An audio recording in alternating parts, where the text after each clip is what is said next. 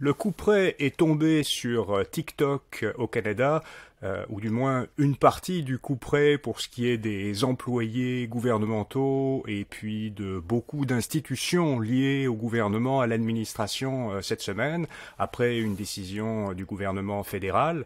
Alors on se pose maintenant beaucoup de questions sur l'avenir de TikTok, mais Alain McKenna, qui est notre collaborateur régulier, collaborateur expert en technologie, journaliste au journal Le Devoir, et aussi concepteur et animateur du populaire balado Une tasse de tech. Alain, est-ce que cette décision du gouvernement et des institutions qui ont suivi son exemple sont justifiées? C'est une excellente question parce que ça a été dit tout au long des derniers jours, là, après ce bannissement au niveau des employés du gouvernement du Québec, du gouvernement du Canada et de plein d'autres organisations. Là. On a dit on a fait ça par mesure préventive. On veut éviter que certaines informations puissent être collectées par TikTok, informations qui seraient évidemment sensibles, et qui pourraient ensuite se retrouver dans des mains dont on ne veut pas nécessairement qu'ils aient possession de ce genre d'informations-là.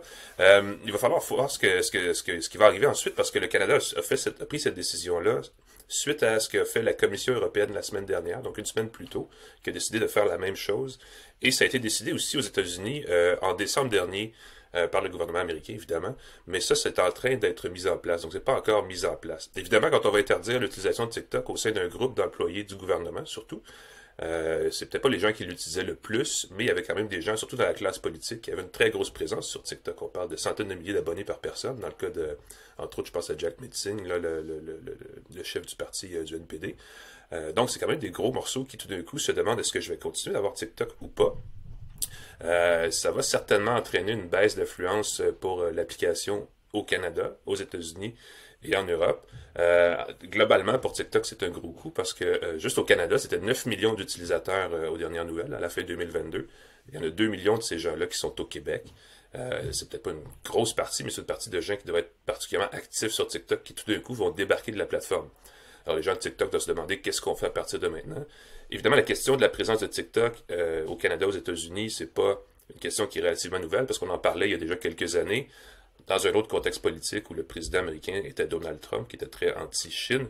Et à l'époque, on se demandait est-ce qu'il y a une possibilité que TikTok soit vendu à des intérêts non chinois pour continuer à opérer à l'extérieur de la Chine.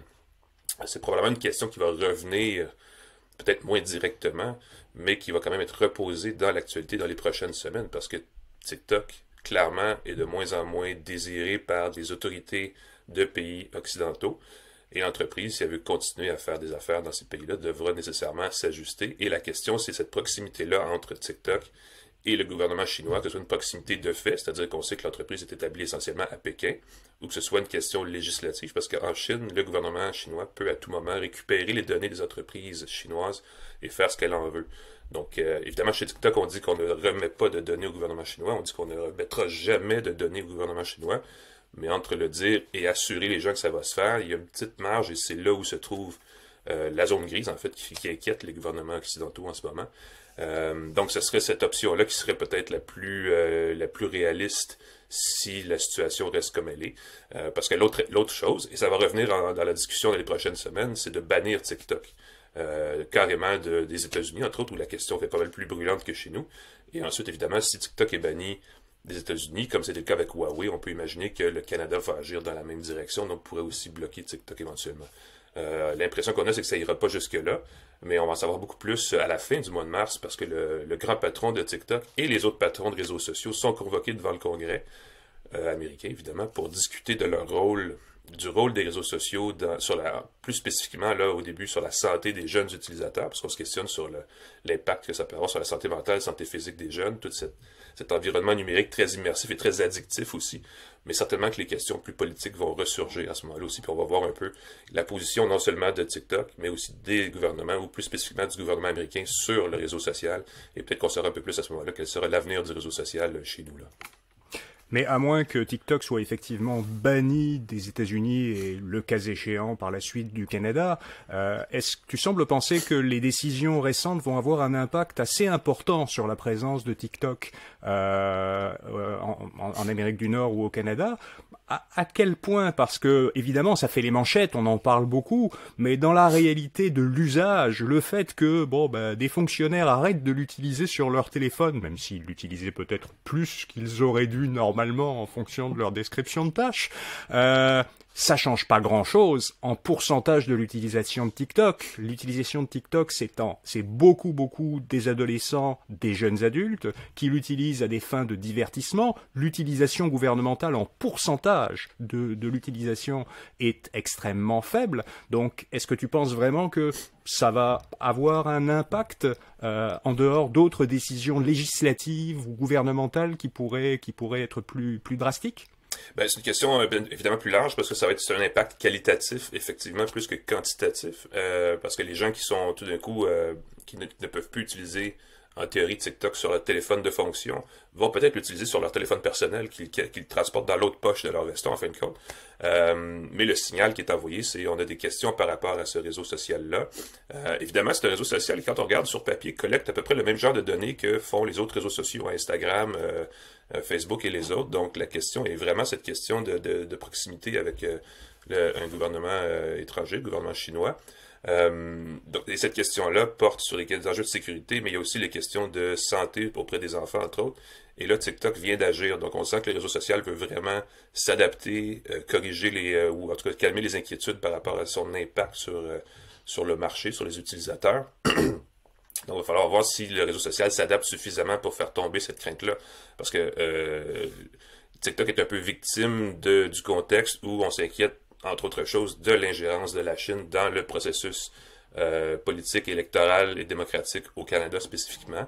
Et on se dit, c'est une façon assez simple de prévenir d'éventuelles collectes de données qui peuvent ensuite influencer le comportement de certaines personnes dans le processus, par exemple, d'une élection.